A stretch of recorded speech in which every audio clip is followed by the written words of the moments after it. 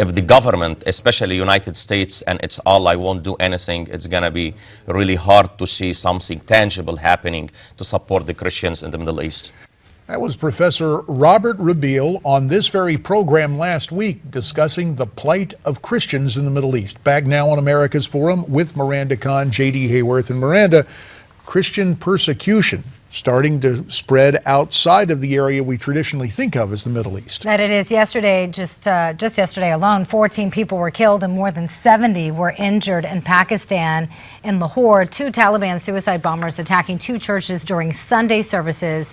It happened in a very heavily populated Christian community, again, Lahore, which is home to more than 100,000 Christians, J.D. Joining us now for more on this story, Johnnie Moore, who is the author of Defying ISIS, Preserving Christianity in the Place of Its Birth and in Your Own Backyard. Staying with us also is the former chairman of the House Intelligence Committee, Pete Hoekstra. Both gentlemen joining us again from Newsmax, Washington. Terror groups in Pakistan frequently attack Christians and other religious minorities. Johnnie, why do you think the government has not stepped in to protect those being persecuted? Well, I don't think they're taking it seriously enough. I mean, we have witnessed in the last year and a half more Christian persecution than in the previous 6 centuries combined. I mean, this is probably once in a 1,000-year crisis when you put everything together. And now people are being emboldened in other countries of the world, and we are literally looking at the elimination of ancient Christian communities, not just in the Middle East, but in other countries all over the world. So, Johnnie, would you say that this is the start of a Christian Holocaust? Well, you know, it's interesting that when you follow the path of what ISIS has done, in particular in Iraq and Syria, it looks like they're actually using the same techniques. I mean, take Mosul, for instance. When ISIS moves into Mosul, a city that we like to think of as an entirely Muslim city in Iraq, but in actuality, there's been a thriving Christian population in Mosul that goes back almost 2,000 years. So ISIS moves into the city. They call all the Christian men together to have a meeting to give them their options. And their options are you convert or you die. And then they said, or you can pay a tax and you can stay around a little while, or you can just get out of town but before night falls. And what they really meant to do was to eliminate Christians from the city. And so right after the meeting, they go to the Christian houses in the city and they put the Arabic "in" on the houses, like I have on my lapel here, to mark the houses so they could find these Christians later. And now in Mosul, a city in Iraq that has an ancient Christian population that went back for 2,000 years, for the first time in thousands of years, there are no church bells ringing in Mosul. In fact, we're witnessing in not just Mosul, but in every ancient Christian community across Iraq and Syria, a real and legitimate threat. And because of the success of that threat, because we actually could see a Holocaust, the total genocidal elimination of these people, we're watching Islamic terrorists in other countries of the world finding themselves emboldened. And so rest assured, if something doesn't happen immediately, what we saw in Pakistan yesterday isn't going to be the end of the story. It's going to be the beginning of the next round. Yeah, thank you very much for that very clear and articulate description of what's happening. Where's American leadership? Where's the leadership out of Europe in confronting and condemning these activities and actually taking the lead in fighting these atrocities? I think it's a fantastic question, and I don't know the answer to the question. And it's a really, really amazing thing that we're watching this take place and that the leaders of the largest countries of the world won't even frame the topic in religious terms. I mean, the fact is, from a Western perspective, this is not a holy war, right? I mean, this is, from a Western perspective, this is not a holy war. But from the ISIS perspective, and those ISIS sympathizers around the world that may or may not, have pledged allegiance to ISIS yet, it absolutely is a holy war, and it absolutely is framed in religious terms.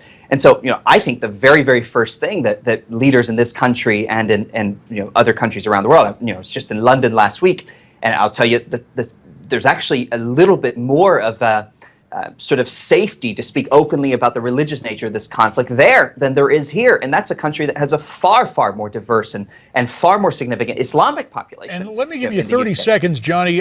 Pope Francis had some strong things to say after the atrocities in Pakistan. He said these are Christian churches. Christians are persecuted. Our brothers spill their blood simply because they are Christians. 20 seconds. Is the Pope weighing in enough?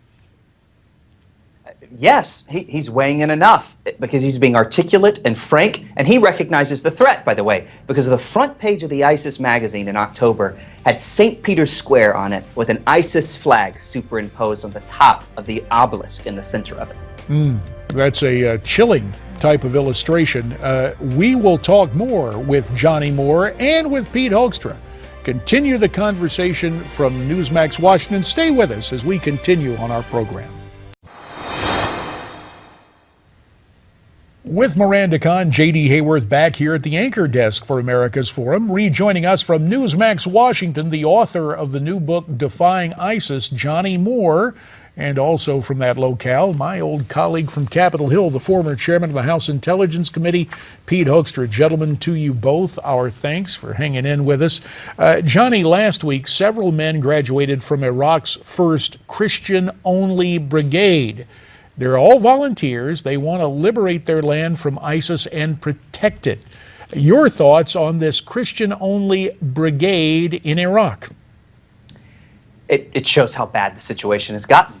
And by the way, without Western support, these Christian militias aren't going to succeed against ISIS anyhow. I mean, this, by the way, is what happened in Khabur River, or along the Khabur River in Syria about 14 days ago. ISIS comes in a convoy of 40 vehicles. They kidnap 300 Christians. A Christian militia tries to fight against ISIS. They did their best. Almost all of them died because you can't win the battle in the Middle East without Western support. And so, I admire that they're taking up arms against themselves. I think it's a shame that they have to. So what do you... I think the interesting thing here, J.D., in the Kurdish region, there is a brigade of Kurdish women who are fighting ISIS. And, but going back to the issue of the persecution of Christians and other religious minorities, the Jews, certain sects of Islam, continues. What amazes me here is not only the silence of our governments, but this is not an issue that is resonating through our churches on Saturday night or Sunday during church services. And in many ways, our churches and are quiet, their brothers in faith are quiet across the United States. And I don't know if, Johnny, if you've looked into that at all or not. Yeah, I think part of the reason why is people don't actually believe this is happening. And so when I started writing about the issue of what I believe is a once-in-a-thousand-year Christian crisis in the Middle East, I decided I had to also write about the threat in our own backyard. And so there's this whole section in my book called Defying ISIS about the threat in our own backyard, because I think people have to awaken to the fact that we either deal with that crisis there or it's coming here. And by the way, to ISIS, everyone that lives in the West is a Christian. And so aside from the fact, as a Christian that goes to church, I ought to help my Christian brothers and sisters in the Middle East, I also, for the sake of my own family, need to pay more attention to this issue. Johnny, Americans are also volunteering to fight against ISIS. Listen to what one volunteer soldier had to say, and I want to get your reaction. I can't sit home and watch what's going on here, the atrocities, crucifixions, rape, sex slave, people being driven out from their towns. It's unacceptable to me, so I'm here to do what I can. What do you think about that, seeing people, Americans, just volunteering to go over there? I think it shows the vacuum of leadership in our world, because the types of atrocities that are taking place there are the types of atrocities that nations like the United States of America, with nations like the values we have, ought to be more responsive to. I mean, I can show you a price list where you can buy a Christian or Yazidi girl from 1 to 9 years old for $170 American dollars. We think that ISIS beheads somebody occasionally. ISIS has beheaded thousands upon thousands of people. I mean, they are committing atrocities that we haven't seen in thousands of years in the modern world. And rest assured, if they have the opportunity to do it here, they will do it here. And by the way, ISIS sympathizers have done it here. I mean, we forget there was a beheading in Oklahoma City, and an ISIS sympathizer in New York City attempted to attack police officers. And last week in Washington, D.C., a teenager was caught trying to recruit for ISIS, allegedly. And by the way, the University of Milan studied Arabic language tweets in the United States of America with the acronym ISIS in them. And 1 out of 5 of Arabic language tweets in the United States with ISIS in them were in support of ISIS.